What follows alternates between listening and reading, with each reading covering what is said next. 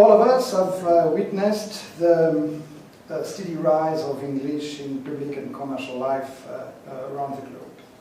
Of course, this is often American English, and even more a distant cousin is now existing, sometimes known as Globish. In my own organization, much to the chagrin of some of my compatriots, English has become the dominant working language for both the written word and the office meeting. Given the UK sometimes fractious relationship with the EU, I'm sure you can appreciate the irony of the situation. Whether the UK is able to make political gains from the ubiquity of its language, it's another question altogether, and I will return to that later. If we are talking about the emergence of English as the lingua franca for business, technology, and increasingly entertainment, then we must address the broader phenomenon of globalization, a notion that has lost some of its shine in recent years. If we take a simple definition of globalization, the integration of market and finance driven by advances in technology, then it's clearly here to stay, whether we like it or not. For the purpose of today's discussion, I want to portray this as a mostly positive development. This is because when we speak about globalization and the role of languages, we are essentially talking about the place of the EU and the place of the UK in the world. And this is where I find my optimism. In this 21st century, if this 21st century is to be defined by economic and technological integration, the continued expansion of our communication network, and greater mobility amongst our people, then the EU and its member states are well equipped to prosper. Europe has a long history of managing diversity, including its cultural and linguistic variety. Of course, it has not been one long success story. Far from it. The EU was born out of a catastrophic failure to resolve conflicts. And today, we cannot ignore the spread of populist and sometimes xenophobic sentiments in our national politics. But I believe we can and will overcome these tensions precisely because our diversity is hardwired into our very being.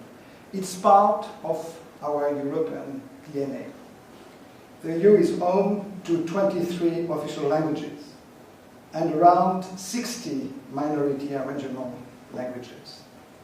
Even with the current recurring tensions, Europe has managed to reconcile economic progress with cultural and linguistic diversity. I'm really convinced that this experience and expertise prepare us well as Europeans for the fast-moving and mobile knowledge-based society. Europe has a natural role to play at the crossroads of cultures. In the 21st century, this is the place to be. At this point, I would also challenge the idea, as others have done recently, that the rise of English as a global lingua franca is both inexorable and limitless. We should also take note that if English is ubiquitous, then speaking it no longer represents any competitive advantage. Certainly, for some years to come, the dominance of English in global affairs is set to continue. But history reveals to us the certainty of such trends. In the words of Nicola Holster, and I'm quoting, "None of us live long enough to see the course of development of a global language, although we may witness some of the salient events in one, such as the revival of Hebrew in Israel, the abolition of Russian from schools in the Baltic, or the growth of competence in English in Japanese students. This inevitably gives the impression that these relatively sudden changes are where the action lies. By contrast, we are led to believe that a development that has taken centuries, such as the rise of English, is ultimate and unstoppable. These impressions are deceptive. Next to the question of Europe's place in the world comes that of our economic future. The crisis has forced us to think about the sort of economy we want to build, and we must certainly learn from our mistakes. One of the deepest problems in the European economy, and one that lies behind the enormous tensions in the Eurozone, for example, relates to the serious imbalances between our countries. The northern part of the Union has started to grow again, exporting goods and services around the world. In short, it's competitive both within the EU and on the global stage. The southern part has struggled to keep up and indebted itself in the process. I simplify, of course, but you get the picture. What this means is that beyond today's urgent task of solving the debt crisis, we must address the deeper imbalances between our economies and think carefully about the sort of economy we want to create. And this brings us to the question of education and languages. The European Commission estimates that by 2020, around 15 million new jobs will require high-level skills. By then, about 1/3 of all jobs will demand such skills. This is how the knowledge-based society translates into real needs and political choices. The question facing the EU is simply and stark. Will we invest sufficiently in the modernization of our education systems so that we can empower all our young people, irrespective of their social background and financial means, to develop their full potential as human beings? What is the role of the European Union in all of this? Today's discussion could have not come at a better time. 2 weeks from now, the Commission will propose a new multi-annual budget for the period after 2013 up to 2020. This is the moment to ask ourselves, what do we want from the EU and what are our political priorities? Education, I'm happy to say, occupies a central place within the EU 2020 strategy. This is our roadmap out of the crisis, and we hope back to the path of smart, sustainable, and inclusive growth. The central role of education will, I think, be good news for languages. For it is precisely as a central pillar of education for the knowledge-based society that we want to position the learning of foreign languages. I will not mention any budget figures today, not least because none have been yet agreed. The Commission will agree the global figures at the end of this month. But I would like to say a few words about where the languages fit within the bigger picture. Our future education program will support 3 types of activity, each of which can and will promote language learning. First, mobility. This is where the EU probably has most impact on education. Since its creation, the Erasmus program has made it possible for more than 2 million young Europeans to study abroad. In our new budget, we hope to expand this opportunity so that a much wider group of students and teachers can study, train, or work abroad. This in itself will give a major boost to language learning, especially when you consider that our program increasingly built language courses into the period spent abroad. Mobility is also about learning what we call transversal competences. Languages belong to those skills that will help people find a rewarding job throughout their life. Communication, negotiation, cultural awareness, problem solving, teamwork, and so on. After mobility, the second pillar of our education program is policy reform. One of the great strengths of the European policy making is our capacity to learn from one another. You cannot interfere in national education and language policies, but we can help to identify policies that work. We can guide member states and propose new ideas to them. For example, we have just produced an handbook on language learning in preschool education that is full of policy ideas stemming from the 27 countries. The third pillar is cooperation and partnership between organizations.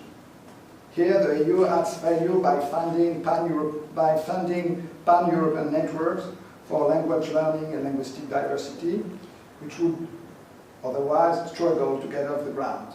These partnerships, such as e-twinning, often promote new technology, and I don't need to explain to you the importance of ICT for language learning.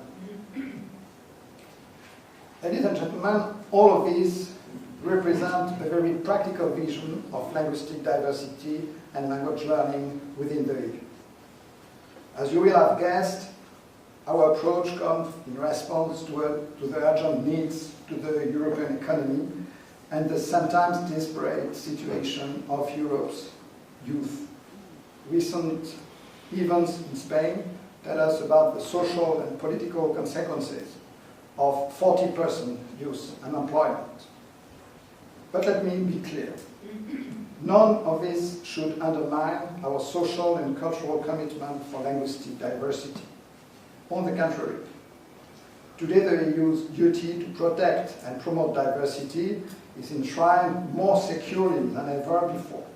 Our Charter of Fundamental Rights forbids any discrimination based on language and declares that the Union must respect linguistic diversity. At this point, some lawyer will object that the Charter applies only to the Member States and the EU institutions when they are implementing EU law. However, Europe's courts have always been creative in their interpretation of the law, and we can easily imagine how the Charter might progressively shape aspects of our public and social life, including in the area of languages. Let me conclude with some final thoughts about the United Kingdom. As many of you will know, the various institutions of the EU are still struggling to fill vacancies with British nationals. In the long run, it's obvious that can only damage the country's national interests. Likewise, we see a large imbalance in the flows of Erasmus students. Each year, around 18,000 students arrive here from other countries of the EU, while only half that number goes in the other direction. In the field of interpreting, perhaps the most vital cog in the machine of daily business, we recently learned that the University of Westminster will be closing its Master in Conference Interpreting, having provided the EU with the most of its finest practitioners since 1963. Here again, after the problem that will cause in Brussels, the national interest can only suffer. All of these problems have language at their heart. And if I'm completely frank with you, I don't know what the answer is, other than the profound change of attitude in government, as well as a cultural change in the country's view of Europe. But the two previous speakers have been much more eloquent on that than I could be. In spite of all of this, I will conclude saying that I remain optimistic. I sense that this country's vision of its place in the world is not that different of the one I offered earlier, at the center of cultural exchange, taking strength from its experience in diversity. Thank you.